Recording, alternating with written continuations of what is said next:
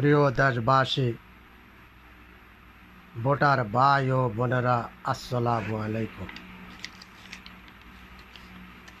আমি নিজে নিজে চার্জ হয়ে পৃথিবীর শ্রেষ্ঠ নির্বাচন কমিশনার আমি দাবি করছি। দেশবাসীকে আমাকে গ্রহণ করার জন্য অনুরোধ করছি। যদি আমাকে গ্রহণ করা হয়, 52 বছরের ফটকাবাজি হবে শেষ, ভোটারদের হবে বাংলাদেশ। বিসমিল্লাহির রহমানির রহিম। নিউ নির্বাচন কমিশনারের পক্ষ থেকে আমি ঘোষণা করছি 4 জন আসামির নাম।